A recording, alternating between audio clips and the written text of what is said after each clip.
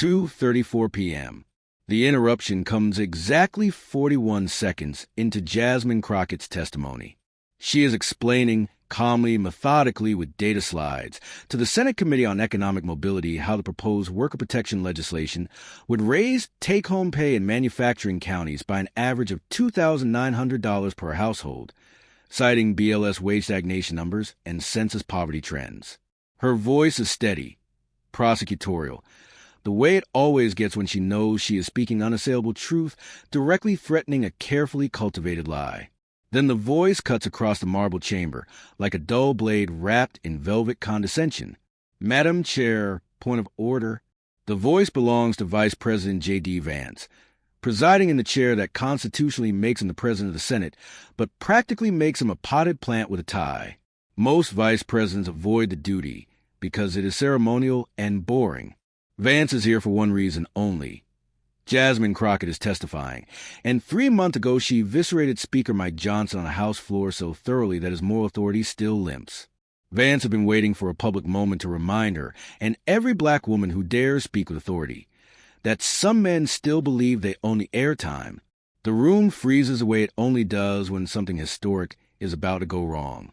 C-SPAN's live stream sits at 52,000 viewers who tuned in for dry policy discussion about overtime rules and never imagined they were about to witness political annihilation. Committee Chair Sherrod Brown, Democrat of Ohio, looks up with barely concealed irritation. The Vice President has the floor, though I'll note this is highly irregular during witness testimony. Vance leans forward in the presiding chair wearing the costume he has perfected over 8 long years. The $3,000 suit cut to look like $300, the tie that says, "I made it, but not too much," the calculated modesty of a man whose net worth is north of $7 million and who made his money managing other billionaires' money in Silicon Valley. Madam Chair, he begins, letting Congresswoman Crockett drip with that specific brand of male condescension that says you're speaking above your station. With all due respect to Congresswoman, he thickens the Ohio accent that disappears entirely when he's in San Francisco raising money. The accent is a prop like the suit. Some members, particularly those from urban coastal areas, simply do not understand the values, the concerns, the lived realities of working-class Americans. They come here with policies designed in think tank offices by progressive activists that sound good on PowerPoint, but have no connection to how real people in real communities live. Republican senators nod on cue. This is a song they paid for.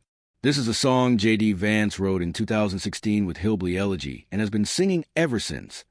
The Yale Law graduate who somehow still speaks with forgotten, the venture capitalist who claims to understand people who have never seen venture capital.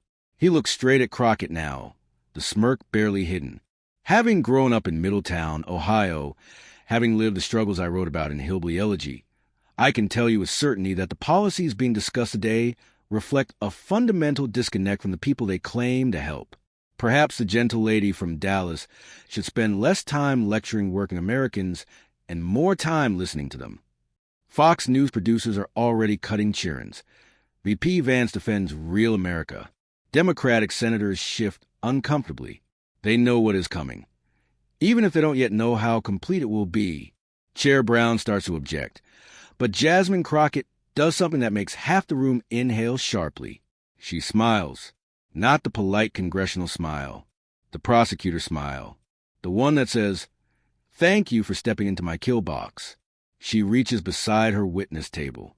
4 folders wait, red, blue, green, and gold, prepared over 4 weeks by an expanded team that now includes 2 XRS analysts, 1 Yale law student who wrote her thesis on J.D. Vance, and 3 investigative reporters who happily handed over years of receipts.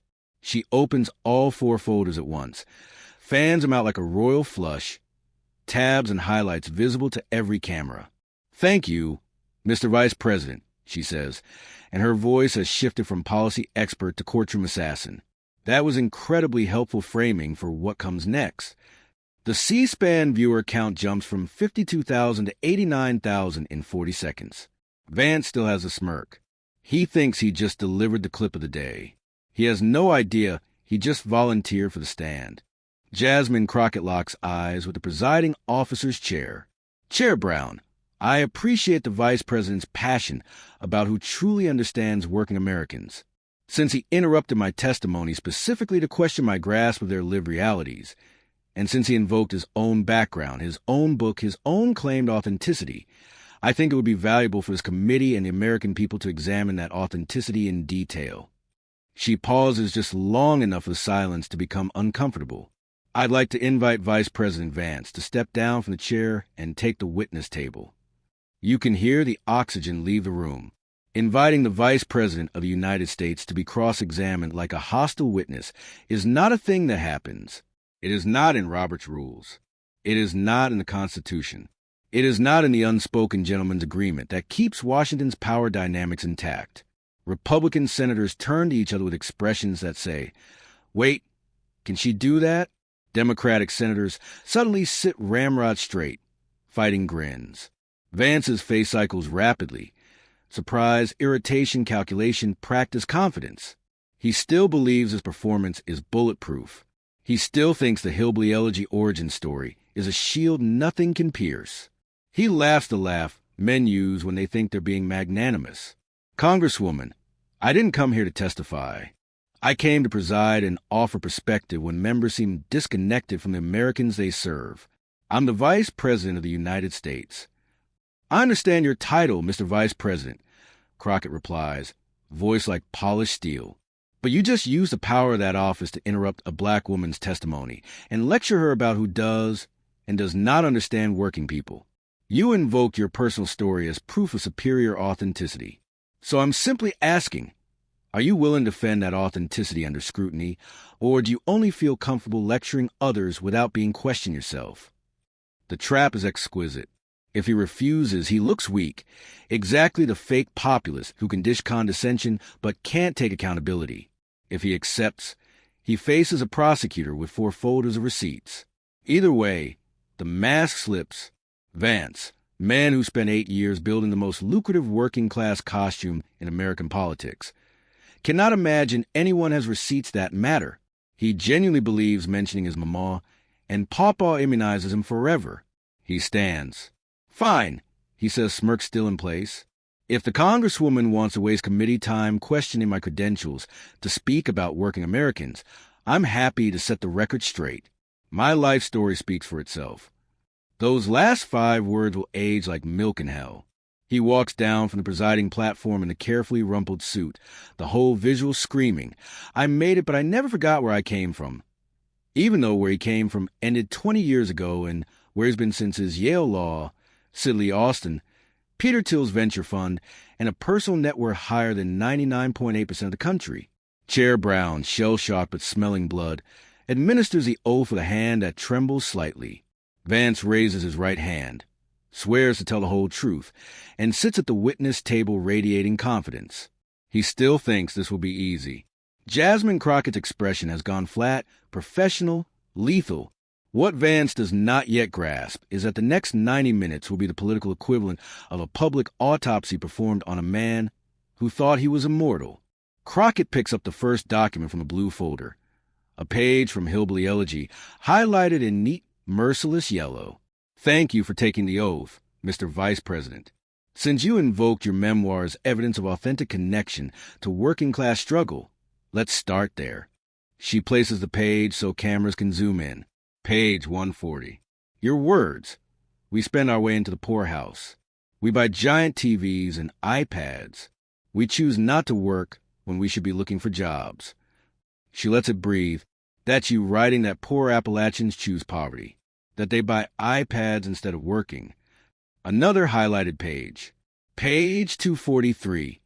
There's a lack of agency here, a feeling that you have little control over your life, and a willingness to blame everyone but yourself. Another. Page 89.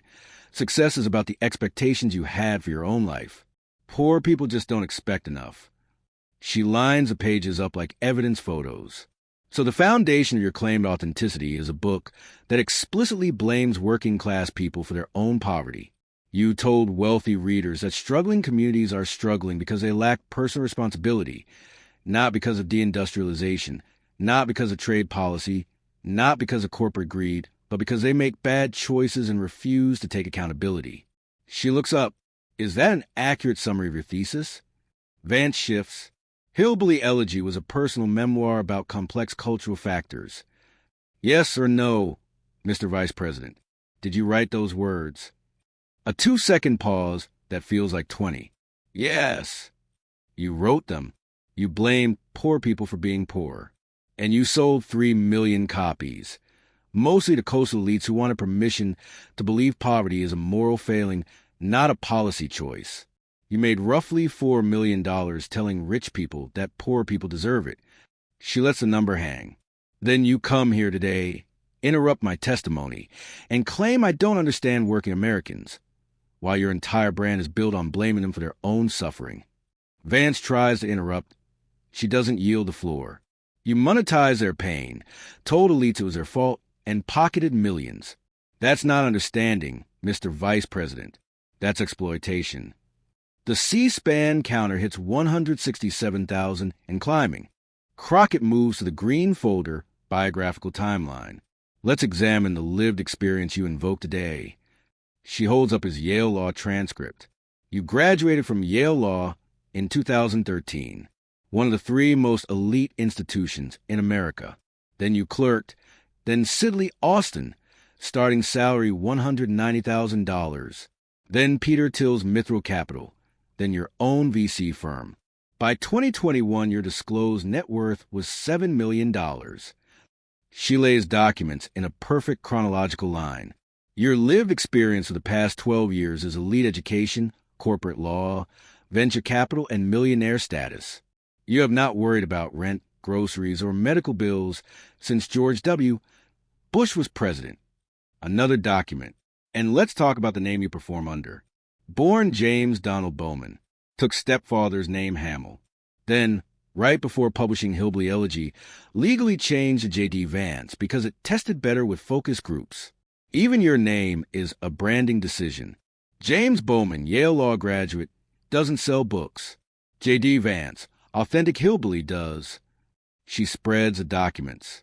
So when you lecture me, a public defender who worked her way through law school representing a majority-minority working-class district, that I don't understand working people, while you, a Silicon Valley multimillionaire in a carefully rumpled suit, do.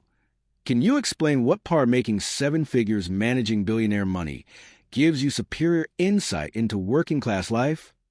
Vance's smirk is gone. Red folder now. Authentic people are consistent. Manufactured people reverse every position when convenient. She builds 2 columns of quotes. 2016 Vance.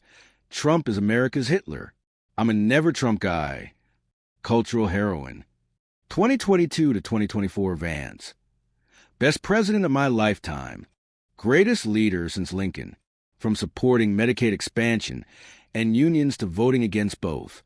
From acknowledging climate change affects Appalachia to voting against every environmental regulation. From calling the opioid crisis a systemic emergency to voting against treatment funding. Every reversal perfectly timed with political ambition or donor pressure. That's not evolution, Mr. Vice President. That's opportunistic transformation. You don't have principles. You have focus groups. Gold folder, the kill shot. Your 2022 Senate campaign, $32 million. Single largest donor? Peter Thiel, $15 million. Top 20 donors? Almost exclusively venture capitalists, hedge fund managers, tech billionaires. She shows the chart. You vote with tech donor interests 93% of the time. Pharma 91%. Finance 96%. Working class priorities 23%. Another chart. Personal investments in companies at offshore Ohio jobs. You don't represent forgotten Americans. You represent the billionaires who purchase your seat. You're not a populist. You're an investment. Back to Hillbilly Elegy. Communities you claim to speak for reject you. Appalachian scholars, advocacy groups, local leaders, all on record. You perpetuated harmful stereotypes, ignored systemic causes, and profited while voting against help. You wrote about addiction, made millions, then voted against treatment funding. You wrote about economic devastation, then voted for billionaire tax cuts. You monetized suffering, blamed victims, and abandoned them the moment you had power. Crockett stands, arranges documents from all 4 folders into 4 perfect piles. The identity you sell versus the reality you live. The consistency you claim versus the reversals you performed. The independence you project versus the billionaire ownership you embody. The understanding you advertise versus the exploitation you delivered. She looks at him, not with anger, but with the calm of someone who just proved a case beyond reasonable doubt. You interrupted my testimony to lecture me about understanding working Americans. But I'm not the one who blamed them, sold them, and betrayed them. You are. She closes the folders. The receipts are public. Read the book. Check the votes. Follow the money. Verify everything I said. She sits. You can leave now, Mr. Vice President. We're done. Vance walks out while cameras capture every second of manufacturer identity in ruins. Within hours, hashtag Hillbilly Fraud trends worldwide. The 4 folders, red, blue, green, gold, become legend. And somewhere in America, working people who were told their poverty was their fault finally hear a different voice. One backed by policy, not performance. By service, not branding. By receipts, not rhetoric. The prosecutor rests. The fraud is exposed. The costume is off. And history record the day a prepared black woman from Dallas made a Silicon Valley venture capitalist in hillbilly drag testify to his own contradictions until the mask shattered and the puppet strings were finally visible to everyone. A political passion play in real time. Senate Dirksen Building, Room 106. November 24th, 2025, 2:34 p.m. Eastern Standard Time. Cast: Jasmine Crockett, U.S. Representative, Democrat, Texas. Former public defender, J.D. Vance. Vice President of the United States. Presiding officer, Sherrod Brown, Chairman, Senate Committee on Economic Mobility. Senator's staff, C-SPAN crew, viewers, voiceover. 2 hours and 34 minutes. Crockett, mid-sentence, calm, surgical. Which is why restoring overtime eligibility for the bottom 38% of wage earners would put, on average, $2,900 a year back into the pockets of manufacturing households in counties that have lost more than 71,000 jobs since NAFTA. The data is from BLS table. Vance, interrupting. Thick Ohio drawl, turn up to 11. Madam Chair, point of order. The room temperature drops 5 degrees. Brown, irritated. The Vice President has the floor, though this is highly unusual during witness testimony. Vance leans forward in the presiding chair. The suit is perfect, expensive but made to look like J.C. Penney. The tie is red, white, and blue, but not too loud. The whole costume screams, I'm just like you, if you have a $7 million net worth and a venture capital Rolodex. Vance, with all due respect to the gentle lady from Dallas, some members from urban, coastal districts simply do not understand the values and live realities of working-class Americans. Pause for effect. Having grown up in Middletown, Ohio, having lived the struggles I wrote about in Hillbilly Elegy, I can tell you these policies reflect a fundamental disconnect from forgotten men and women of this country. Perhaps the Congresswoman should spend less time lecturing them and more time listening. Republican side, satisfied nods. Democratic side, sharpened takes a breath. C-SPAN viewer count, 52,000, 89,000 in 30 seconds. Crockett does not flinch. She smiles a smile prosecutors say for a moment the defendant realizes he just confessed on the stand. Crockett, thank you, Mr. Vice President. That was clarifying. Reaches down. Places 4 thick folders on the desk. Red, blue, green, gold. Chair Brown, given that the Vice President has questioned my understanding of working Americans and has invoked his own biography and book as superior credential, I move that we examine that credential in detail. I invite Vice President Vance to step down from the chair and take the witness table. Dead silence. You could hear a super PAC check drop. Brown, stunned but smelling blood. The Vice President is not required to. Vance, standing, still smirking. No. If the Congresswoman wants to question my right to speak for the people I came from, I'm happy to set the record straight. My life story speaks for itself. He swears the oath like a man who thinks charm is body armor. Crockett opens the blue folder first. Crockett, Let's start with the foundation of your claimed authenticity. Hillbilly Elegy holds up page 140 highlighted. Your words, Mr. Vice President. We spend our way into the poorhouse. We buy giant TVs and iPads. We choose not to work when we should be looking for jobs. Page 243. There's a lack of agency here, a feeling that you have little control over your life, and a willingness to blame everyone but yourself. She lets the quotes breathe. Crockett, you build a brand in roughly $4 million. Telling wealthy readers that Appalachian poverty is a cultural defect, not trade policy, not automation, not corporate greed, bad choices and bad character. Is that an accurate summary of the book you just invoked? Vance defensive. It was a personal memoir about complex cultural factors. Crockett, yes or no, sir? Did you write those sentences? Vance, yes. Crockett, thank you. Green folder. Crockett, now let's examine the lived experience you claim gives you superior insight. Yale Law, 2013. Sidley Austin Corporate Law, 2013 to 2014. Mithril Capital. Peter Till's Fund, Principal, 2016 to 2017. Nari Capital, your own VC firm, 2019. Disclose net worth by 2021, $7 million. Sets documents in a perfect timeline. You have not punched a working-class time clock since the iPhone 4 was new. Yet you told me, a black public defender from Dallas who still takes pro bono cases, that I don't understand struggle. Explain. Vance opens his mouth. Nothing convincing comes out. Red folder. Crockett. Consistency check. 2016. You called Donald Trump America's Hitler in private text and cultural heroine in The Atlantic. 2022. You called him the greatest leader since Abraham Lincoln. 2016. Supported Medicaid expansion. As senator, voted against it. 2016. Acknowledged climate change devastates Appalachia. As senator, voted against every major climate bill. 2016. Said unions built the middle class. As senator, voted against the PRO Act. The only variable that changed was political expediency. That's not growth. That's transactional cosplay. Gold folder, the kill folder.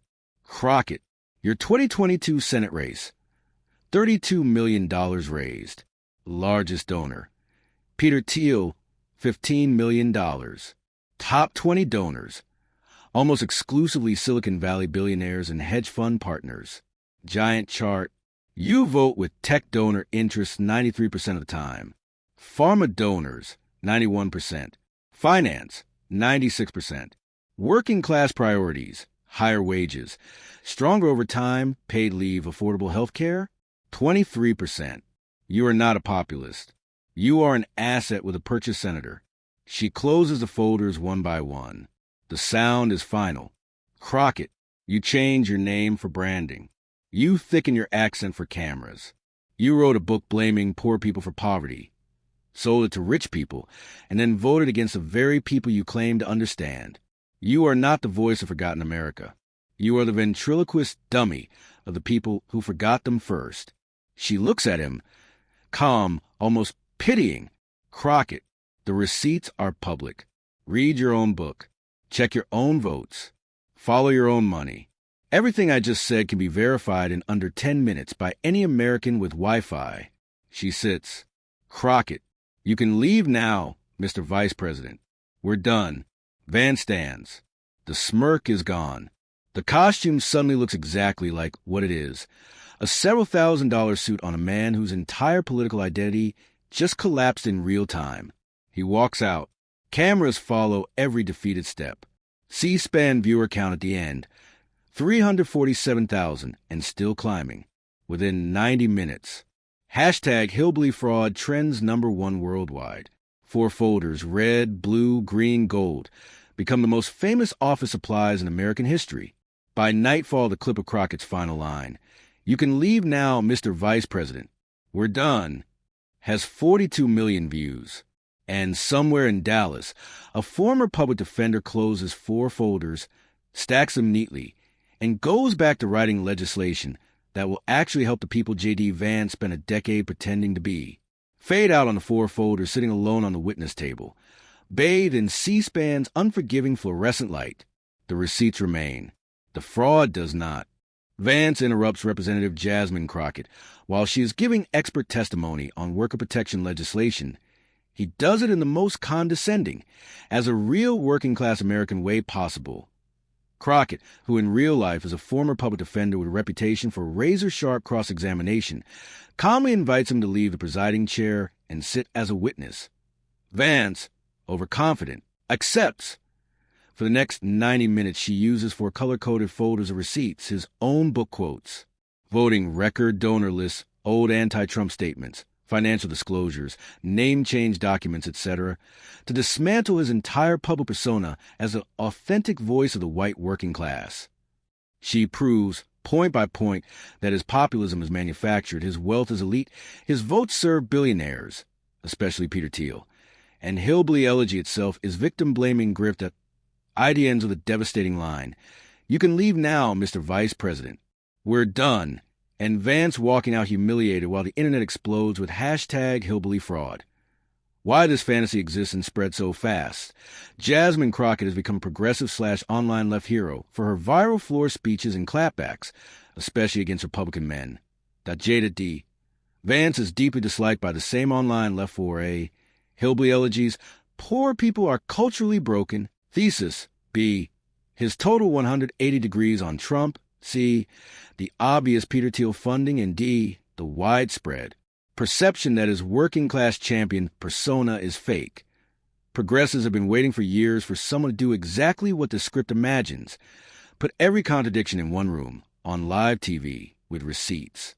So the script is essentially the political equivalent of an Avengers-level team-up fantasy. What if the smartest, most prepared prosecutor in Congress got 90 uninterrupted minutes to cross-examine the guy we hate the most, using only his own words and voting record? That's it. It's not real.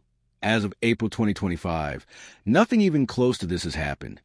But it is one of the most successful pieces of left-leaning political copium ever written, because millions of people watched the clips and thought, "God, I wish this would happen."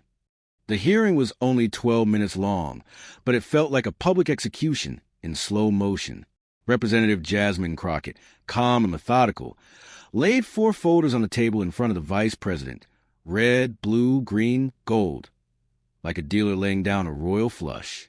Each folder was tabbed, highlighted, and annotated with the precision of a prosecutor who had spent months preparing for this single moment. J.D. Vance sat beneath the cameras, ties slightly loosened, try and project the easy confidence of the hillbilly who had clawed his way out of Appalachian poverty into Yale Law and the United States Senate. It was a performance he had perfected for nearly a decade. On this day, the mask cracked and never went back on. The red folder was his own words. Every campaign speech in which he thundered that he would fight for forgotten men and women. Every podcast clip where he claimed to be the only one in Washington who truly understood working-class pain because he had lived it. Crockett played them in sequence, the audio crisp and damning. Then came the blue folder, the voting record.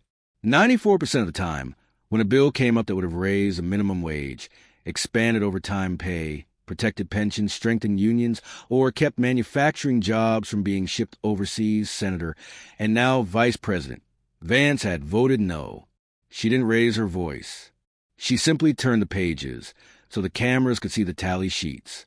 The green folder was a donor list. Peter Thiel's $15 million super PAC contribution, the speaking fees routed through Shell LLCs, the venture capital seed money for Nari Capital, the quiet book promotion budget that had pushed Hillbilly Elegy onto every bestseller list in 2016. The gold folder was the book itself. Pages flagged where Vance blamed Appalachian poverty on the laziness, addiction, and moral failure of poor people themselves rather than on the factory closures and predatory lending that had actually gutted the region. By the time she finished, the hearing room was silent except for the clicking of camera shutters. Vance's answers were the verbal equivalent of flailing, misrepresentation, out of context, complex legislative process. None of it landed. Twitter, now X, was already exploding with side-by-side clips. Vance in a flannel shirt in an Ohio diner promising to stand with workers, Cut immediately to the roll call vote where he killed the PRO Act. The hashtag receipts trended for 48 straight hours. Republican strategists went into full meltdown. Anonymous quotes poured to Politico and Axios. This is a catastrophic blow to our working-class messaging. If Vance is exposed as a billionaire's puppet, it undermines our entire populist strategy. We can't have our VP be the face of fake populism. Inside the Democratic war rooms, the mood was euphoric but disciplined. Within 6 hours, the DNC had cut 3 different 30-second spots using Crockett's footage. One ended simply with white text on black. He claimed to represent you. His donors own him. His votes prove it. They were on the air in Ohio, Pennsylvania, Michigan, and Wisconsin by the next morning. 2 weeks later, the Trump White House tried damage control. J.D. Vance simply disappeared from public view. No more rallies in Youngstown or Scranton. No more photo ops at steel mills wearing a hard hat 2 sizes too large. When he did surface, it was behind the velvet ropes of Manhattan fundraisers or in the manicured gardens of Hillsborough mansions. Protesters followed him with hand-painted signs. Real hillbilly or Till's puppet? How much did they pay for the flannel costume? The irony was so thick you could spread it on toast. Investigative reporters, smelling blood, went to work. ProPublica published a forensic analysis of Vance's personal investment portfolio, demonstrating that he still held 7-figure stakes in companies that had offshored thousands of jobs from the very Rust Belt towns he claimed to champion. The Washington Post uncovered additional undisclosed benefits from Peter Thiel. Speaking fees laundered to the Federalist Society, a quiet $400,000 book advance supplement from a Thiel-adjacent imprint, introductions to every conservative media booker in the country. The New York Times dropped a hammer with a 9,000-word Sunday magazine piece titled The Making of J.D. Vance, How Silicon Valley Created a Political Persona. It read like the origin story of a luxury brand, not a politician. Thiel and a small circle of tech billionaires had seen the Trump movement's need for a translator who could speak both Ivy League and Appalachia. They found a malleable former venture capitalist who had grown up poor enough to be plausible, polished enough to pass at Davos, and ambitious enough to read from whatever script they handed him. They funded the memoir, seeded the promotion, built the myth, and bought the Senate seat. The article included emails obtained legally. The Times was careful to note, where Till's lieutenants refer to Vance as our asset and the product. Sales of Hillbilly Elegy spiked again, but this time people were reading it like a crime scene. Book clubs in Cincinnati and Pittsburgh and Knoxville annotated the victim-blaming passages in furious marginalia. Appalachian advocacy groups released a 40-page community guide titled Reading Hillbilly Elegy Critically, systematically dismantling the book's stereotypes and demonstrating how it had been weaponized to deflect blame from extracted corporations onto the people they extracted from. The PDF went viral in academic and activist circles within days. At Ohio State, where Vance had established a scholarship fund bearing his name, students marched with signs that read, "We don't want blood money from poverty porn." The university quietly renamed the fund. In Middletown, the town that had once embraced its famous son, his face was painted over on the Middletown Heroes mural downtown. The local library moved every copy of Hillbilly Elegy from local authors to general circulation, spine out, no special display. 3 Republican senators told colleagues in private that they were now deeply concerned about having Vance on the 2028 ticket. 2 major donors, one a manufacturing heir from Michigan, the other an oil and gas magnate from Texas, called a Trump political operation to say the vice president had become a net negative. Focus groups were brutal. A Kentucky machinist, lifelong Republican, told the moderator, "I thought he was one of us. Turns out he was never one of us. He was using us to get power for rich people." That quote ran on the front page of the Louisville Courier-Journal under the headline Betrayed.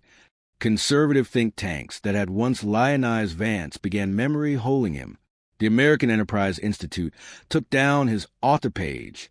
The Heritage Foundation quietly scrubbed citations of Hillbilly Elegy from new papers on poverty policy. The book had become radioactive. Meanwhile, Jasmine Crockett became the most sought-after surrogate in the Democratic Party. Union halls in Toledo and Erie and Allentown packed the house when she came to speak. Community colleges in the Mahoning Valley put her on panels about economic justice. Her message never wavered. Real representation means real action. Real understanding means real policy. Real authenticity means your record matches your rhetoric. Publishers started a bidding war for her memoir. The reported advance crossed 7 figures before Thanksgiving. Peter Thiel, ever the rationalist, cut his losses with clinical efficiency. A spokesperson released a statement that managed to be both bloodless and devastating. Mr. Till's investment in Mr. Vance's campaign was based on policy alignment at the time. Mr. Thiel has no ongoing role in Mr. Vance's political activities. Translation: the asset has been written down to zero. Vance tried a media tour to rehabilitate himself, but every interviewer now came armed with the 4 folders.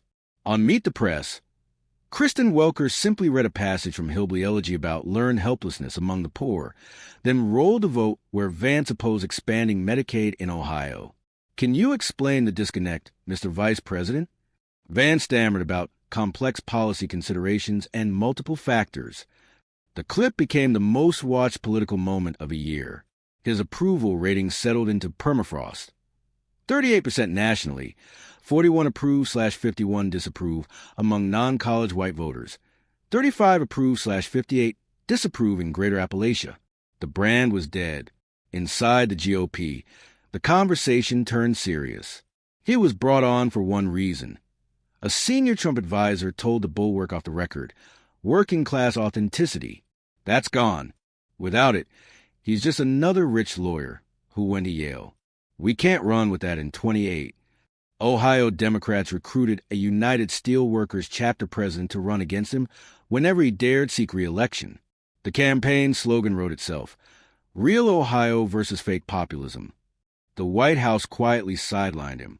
No more economic policy rollouts. No more swing state rallies. Vance's public schedule filled with the traditional vice presidential paste eaters. State funerals, ribbon cuttings, bilateral meetings with the Deputy Prime Minister of Luxembourg. He had become the very definition of ceremonial irrelevance. Hillbilly Elegy entered the canon of cautionary tales. Sociology and political science syllabi listed it alongside reefer madness propaganda and Clinton-era welfare queen rhetoric. An example of how elites monetize the narrative of poverty to avoid solving it. Netflix added a content warning before the movie adaptation. Contains outdated and harmful stereotypes about Appalachian people. Sales collapsed. Remainder copies gathered dust in Ollie's bargain bin.